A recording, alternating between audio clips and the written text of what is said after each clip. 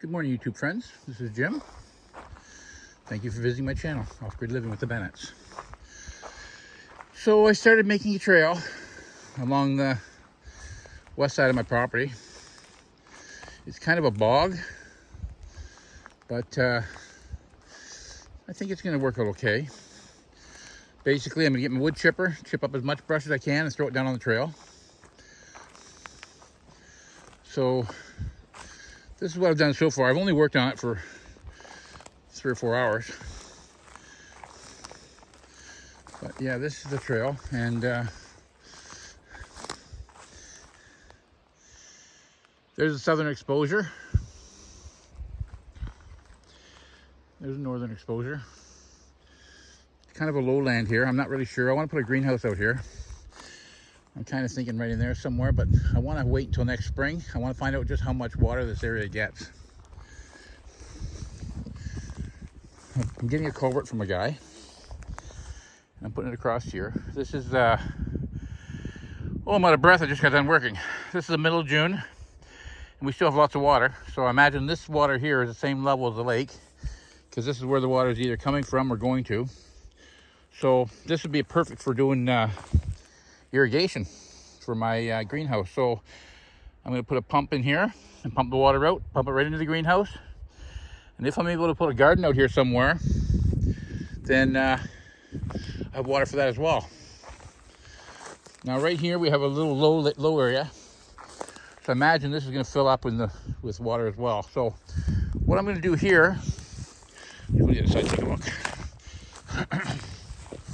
What I'm going to do there is I'm going to just get a bunch of oat tile, maybe get 5 or 6 of them, and just lay them on the ground, and then put some branches over top of them, go in the opposite direction, and then wood chips over top of it all. So at least the water's got a way of draining through. That other spot over there is quite a bit bigger, so that's going to have a culvert. So if we keep going along here, this is pretty much where I've stopped.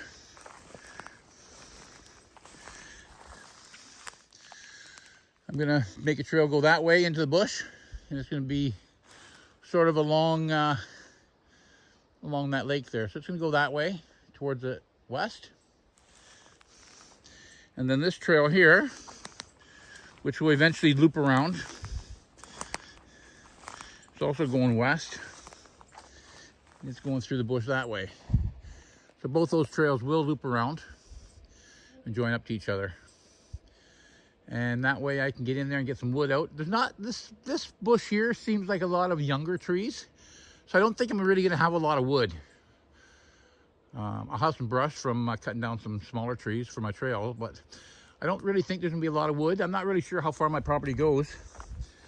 So there is a bit of older growth further along, way in there. So once I determine whether it's on my property or not, then I'll know whether this is just going to be a walking trail or whether it's going to be a trail for gathering firewood.